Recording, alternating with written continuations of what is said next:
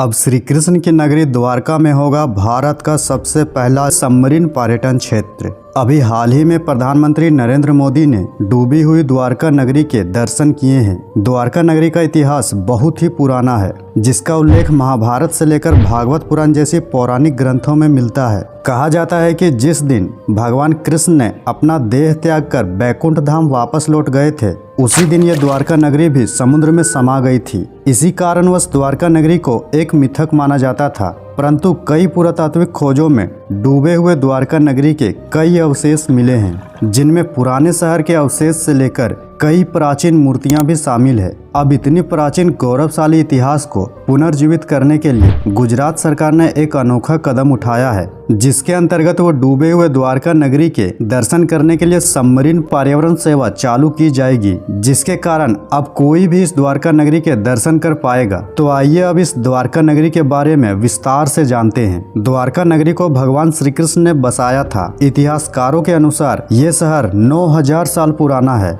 और ये काफी शानदार शहर हुआ करता था। इस नगर में विशालकाय सभा मंडल था और समुद्री व्यापार के लिए बंदरगाह भी था। शहर में सोना, चांदी और रत्नों के साथ 7 लाख महल हुआ करता था, लेकिन श्री कृष्ण को गांधारी ने श्राप दिया था, जिसकी वजह से ये नगर पानी में डूब गया। इसके पीछे की कहानी कुछ इस तरह है। महाभारत के युद्ध में पांडवों की विजय हुई। श्री कृष्ण ने युधिष्ठिर को गद्दी पर बैठाकर कौरवों की माता गांधारी से मिलने पहुंचे। कान्हा के आने पर गांधारी फूट फूट कर रोने लगी और फिर क्रोधित होकर उन्हें श्राप दे दिया कि जिस तरह से तुमने मेरे कुल का नाश किया है, ठीक उसी तरह तुम्हारे कुल का भी नाश हो जाएगा। इसके अलावा ऋषि दुर्वासा ने भी यदु वंश के नाश का श्राप दिया था। यही कारण था कि महाभारत के युद्ध के 36 दिन बाद द्वारका नगरी में बहुत अपशगुन होने लगे थे और फिर द्वारका नगरी समुद्र में डूब गए। लेकिन कई इतिहासकार समुद्र के अंदर द्वारका नगरी के सबूत ढूंढने की कोशिश में लगे हैं। उन्हें इस काम में सफलता भी मिल गई है। गुजरात के समुद्र तल में उन्हें द्वारका नगरी के कई अवशेष मिलने शुरू भी हो गए हैं। इस नगरी की सबसे खास बात ये थी कि इस नगरी में कई सारे द्वार थे और इतिहासकारों ने खोज में पाया कि इन द्वारों के अवशेष आज भी समुद्र की गहराई में मौजूद है। सन 2005 में भारतीय पुरातत्व विभाग ने द्वारका नगरी की खोज की शुरुआत की। 2009 में नेवी के गोताखोरों ने समुद्र की गहराई में कुछ अवशेषों को खोज निकाले। इनके बाद इनकी जाँच के लिए उन्हें दूसरे देश की लैब में भेज दिया गया। इस जाँच से जो रिजल्ट आए वो चौंकाने वाले थे। ये अवशेष लगभग 9000 साल पुराने थे और ये वो समय था जब द्वारका अस्तित्व में मौजूद थे। इस खोज से इतिहासकार काफी खुश हुए और उन्होंने समुद्र तल में खुदाई करनी शुरू की, जहां से कई ऐसे अवशेष मिले जिसने द्वारका नगरी की सतह को और भी पुख्ता कर दिया।